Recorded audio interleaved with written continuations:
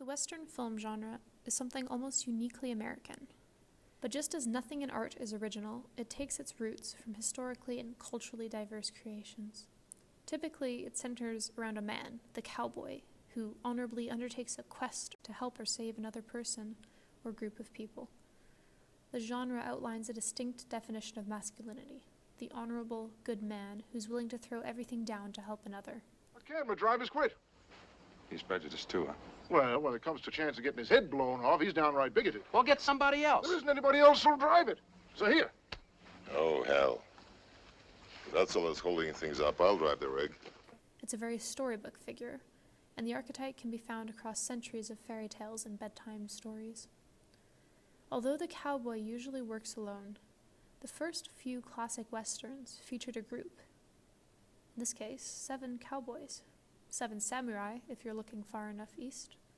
7 Samurai, the 1954 film directed by Akira Kurosawa, is one of the earliest film examples of the assembly of a group to fight an evil.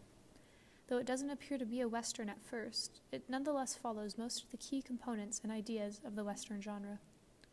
It also served as the inspiration for one of the first big Western films made in the US, The Magnificent Seven from 1960. They essentially have the same storyline, although the latter is significantly abridged. The biggest difference is the most obvious. Where 7 Samurai follows 7 samurai, The Magnificent Seven follows 7 cowboys. The two films were made less than half a decade apart, but the stories are separated by a huge divide. One is set in feudal Japan 500 years ago, and the other in a more recognizable modern America, where guns are the preferred weapon rather than katanas. However, they're both united by their message, that the greatest men are those who do good things for no reason beside their own honor. We will fight too, every one of us. When Calvera comes, the church bell will ring the alarm. We'll fight with guns if we have them. If we don't, with machetes, axes, clubs, anything.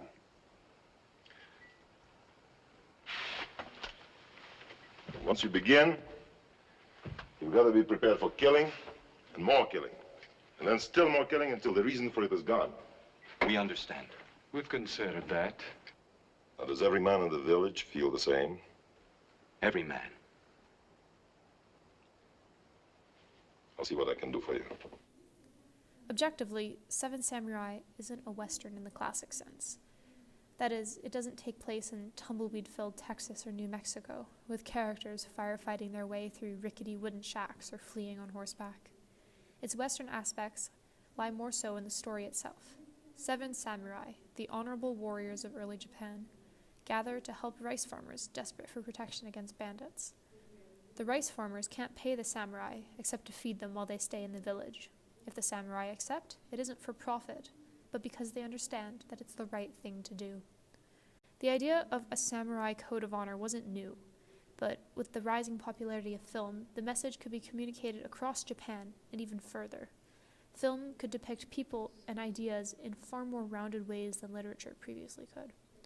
In 7 Samurai, the samurai themselves are shown as everyday people, rather than the faceless, hulking figures of paintings or old stories. By humanizing the samurai, their portraits of masculinity seemed attainable and real to the audience.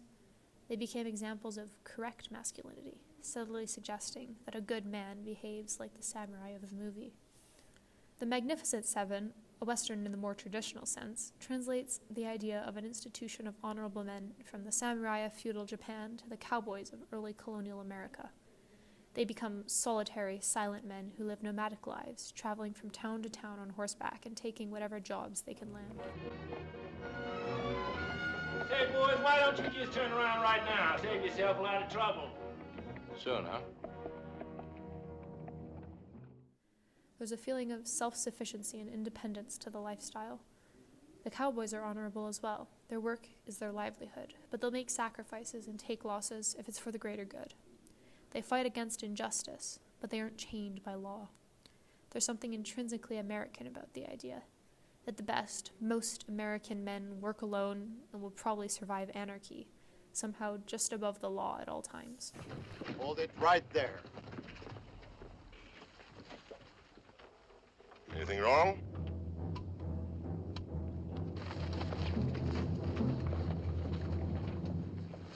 Turn that rig around and get it down the hill.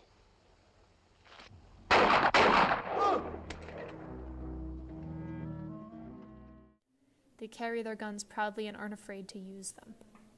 The version of masculinity presented by the Magnificent Seven strays from the cool, collected honor of the samurai and leans towards the passionate, nearly brash cowboy. There's also a deeply ingrained feeling of loyalty in the American cowboy. There's no overarching connection between the cowboys.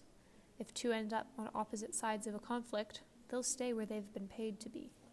The contract itself is just as important as the work. It symbolizes the cowboy's honor, shows that he can be trusted to keep his word. Even if the payment is nothing but a bowl of soup and a place to stay, the cowboy will do his work. Please, $20. Looking for men right now. No, I wouldn't even pay for my bullets. Ours is a poor village. We understand. You could get much more in a grocery store, and it's good, steady work. Yep. How many you got?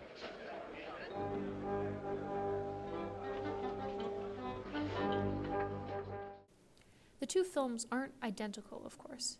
Any adaptation will vary from the original, be it from creative liberties or cultural differences. The samurai of Seven Samurai treat their defense of the farmer's village like a military operation, while the cowboys in the Magnificent Seven treat theirs like a moral obligation. It makes sense, given the samurai as an institution began as a military group, charged with the defense of Japanese nobility. There's also a difference between the way the men in the two movies treat the women of the villages. The samurai are respectful, and when Katsushiro meets Shiro and discovers that she's a woman and not a boy, he respects and keeps her secret.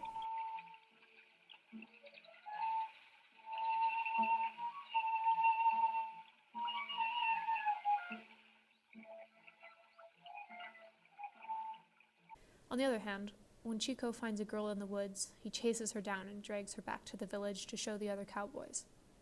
The American man, as portrayed by the Magnificent Seven, can be honorable while still taking his due from the world. He doesn't need to step back from what he deserves.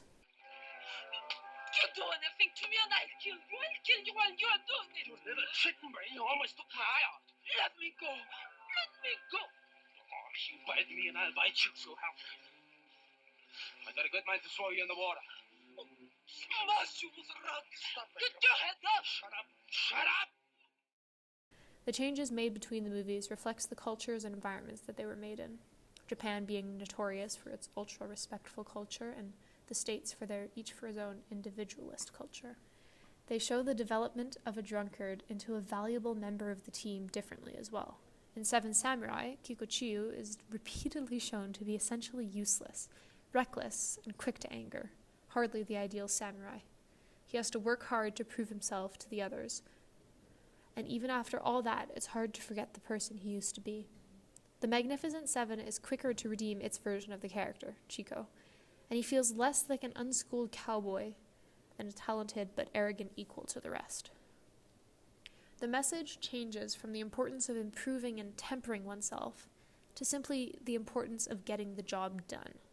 There's an efficiency to it, but it skips over the work needed to prove one's worth and climb the ranks of a hierarchy or system. Seven Samurai and the Magnificent Seven ultimately portray masculinity in a similar manner, but they vary from each other slightly in the subtext and implications of their messages. Even a farmer can become a warrior if he works hard enough.